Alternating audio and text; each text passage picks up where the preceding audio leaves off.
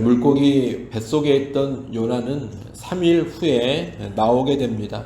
오늘 본문 1절, 2절에 보면 하나님은 물고기 뱃속에서 나온 요나에게 두 번째로 명령을 하십니다.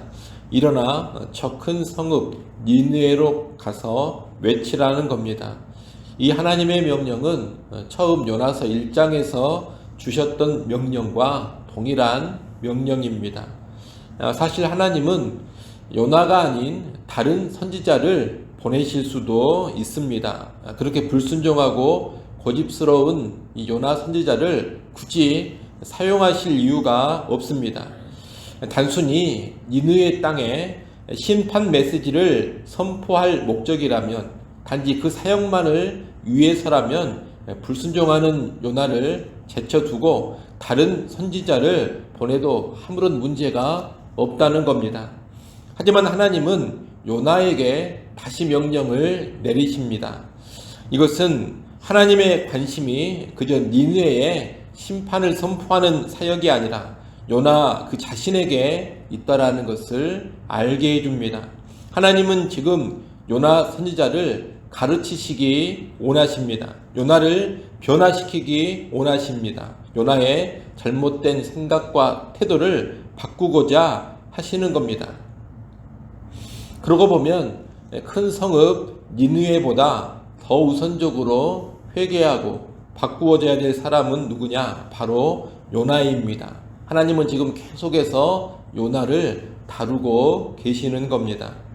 오늘 우리 역시 이 하나님의 관심사를 잘 알아야 되겠습니다. 우리 하나님은 어떤 일이나 사역 그 자체보다 먼저 우리 자신에게 관심이 있으십니다.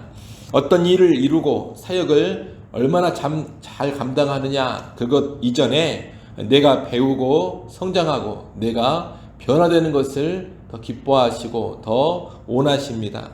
다시 말해, 내가 감당하는 어떤 일이나 사역이 아니라 바로 나라는 존재 자체에 하나님은 가장 큰 관심이 있으시다는 겁니다. 따라서 우리는 오늘 우리가 감당하는 여러 가지 일들과 사역들 이전에 내 존재가 하나님 앞에 어떤 모습으로 서 있는가, 이것을 늘 살펴야 되겠습니다.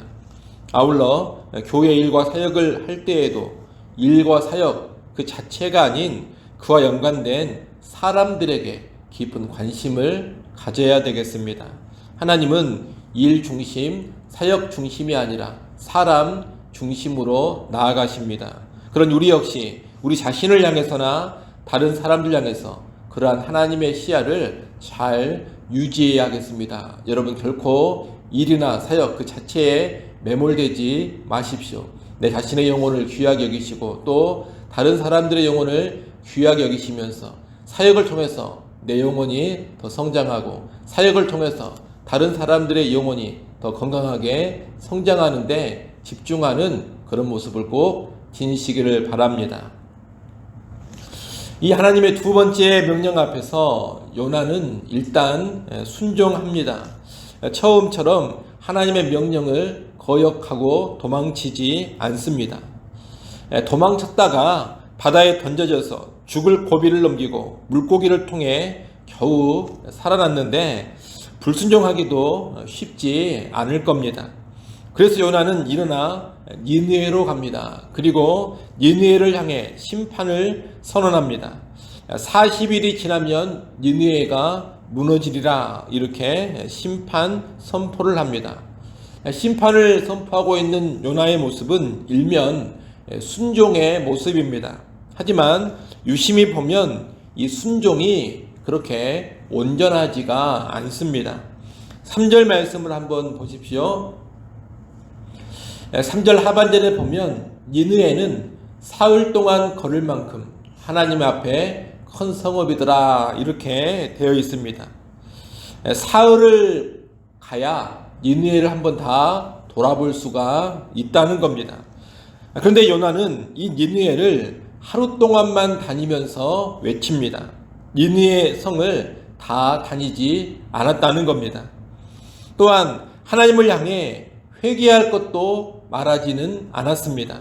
하나님의 용서도 선포하지 않았습니다. 다만 무엇만을 선포했느냐? 40일이 지나면 니느웨가 망한다. 이렇게 하나님의 심판만을 선포하고 끝내버렸습니다.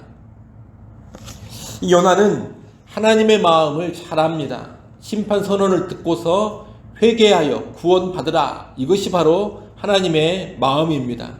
그런데 이러한 하나님의 마음을 잘 알면서도 요나는 그 어떤 회개에 관한 이야기도, 그 어떤 용서에 관한 이야기도 하지 않았다는 겁니다.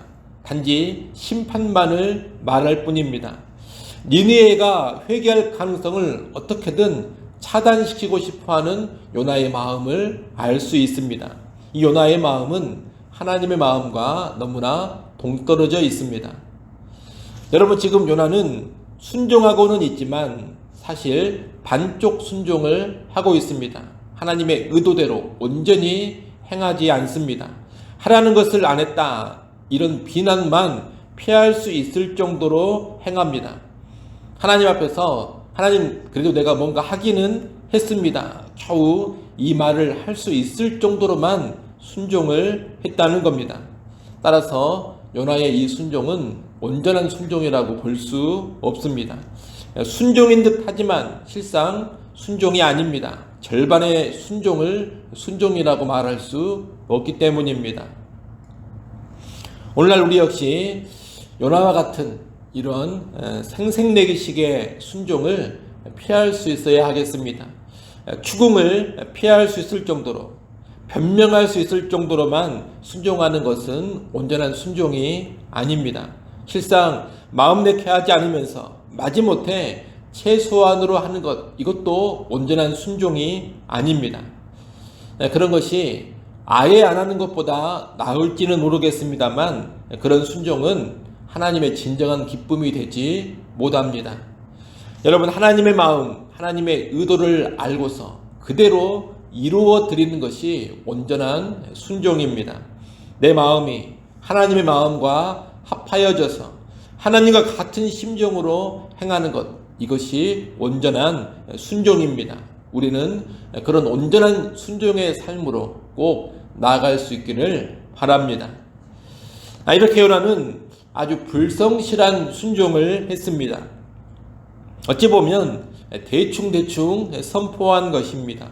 요나는 그렇게 설렁설렁 선포하면서 니느웨가 그냥 망해버렸으면 좋겠다, 그런 생각을 했을 겁니다. 하지만 요나의 이 어설픈 선포를 통해 니느웨 백성들이 너무나 놀랍게 반응합니다. 니느웨 왕과 백성들, 그리고 가축들까지도 금식하며 회개하는 데 들여집니다.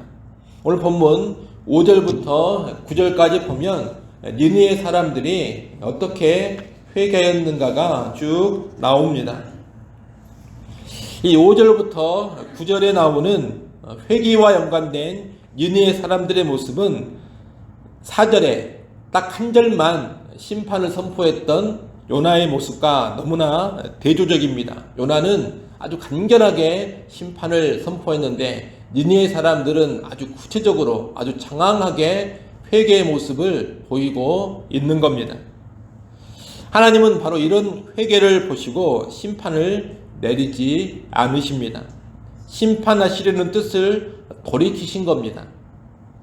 이 니느웨 사람들의 모습이 하나님을 온전히 알고 여호와 하나님만 섬기는 여호와의 백성이 되었다, 이런 의미는 아닙니다. 니느웨가 여호와 하나님과 언약을 맺고 언약 백성이 된 것도 아닙니다. 그들은 여전히 이방인들이고 여전히 다른 신들을 섬깁니다. 하지만 그럼에도 불구하고 이들은 여호와의 심판 선언을 진지하게 듣고 여호와라는 신을 두려워하면서 돌이킬 줄을 알았습니다. 자신들이 믿고 섬기는 신은 아니었지만 그래도 여호와라는 신의 이름으로 심판이 선포되었을 때 두려워하며 그 심판이 이루어질 줄로 믿고 돌이킬 줄 알았다는 겁니다. 이들의 모습은 요나와 얼마나 대조적인지 모릅니다. 요나는 이스라엘 사람입니다. 선지자입니다. 하나님을 잘 알고 있고 하나님과 특별한 언약 관계를 맺고 있는 민족입니다. 그럼에도 불구하고 요나는 하나님께 온전히 순종하지 않습니다. 이런 요나에 비하면 이방인임에도 불구하고 그것도 열렬한 선포나 온전한 선포를 듣지 않고서도 적극적으로 금식하며 회개의 반응을 보인 니느웨 사람들의 모습이 얼마나 더 나은지 모릅니다. 아울러 이 니느웨 사람들의 모습은 그 당시 이스라엘 백성과도 너무나도 대조적입니다.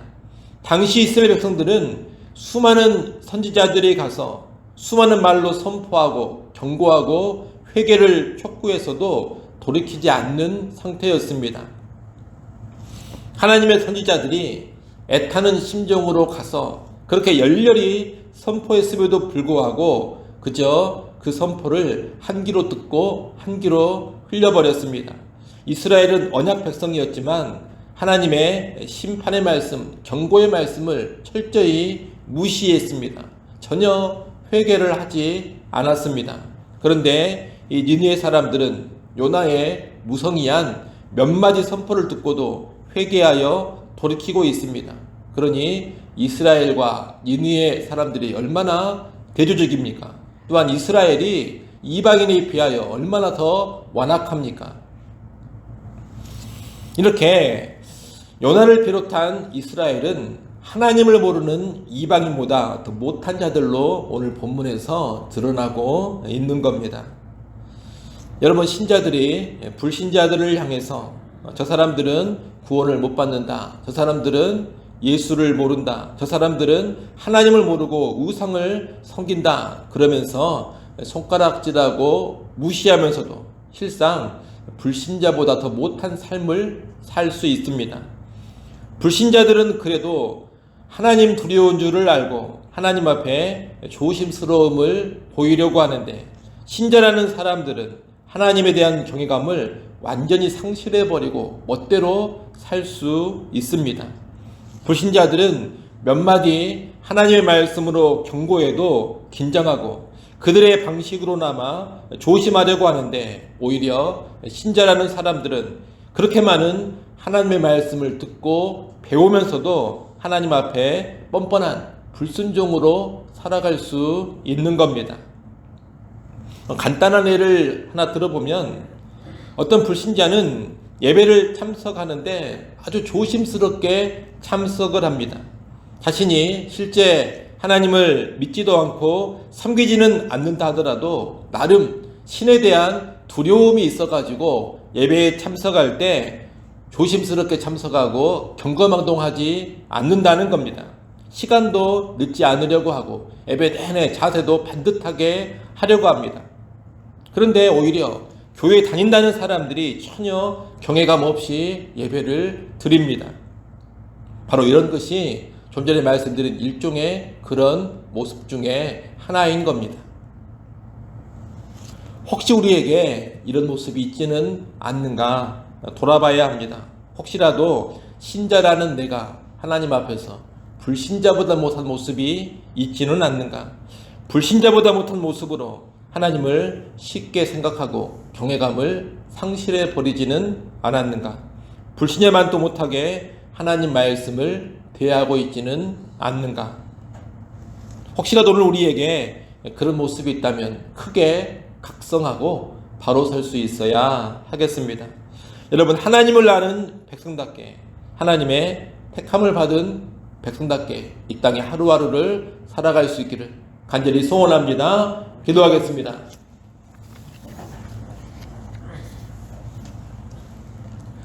하나님 아버지, 오늘 우리가 하나님 앞에서 온전한 순종의 삶을 살게 하여 주옵소서.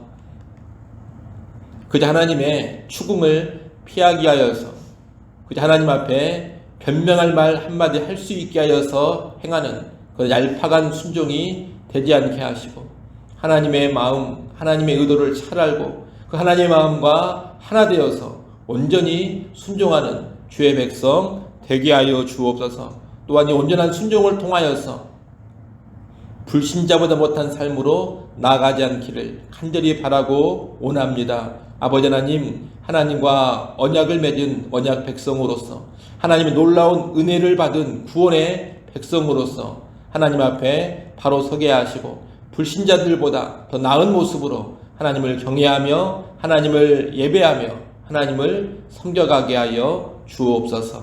예수님의 이름으로 기도드리옵나이다. 아멘.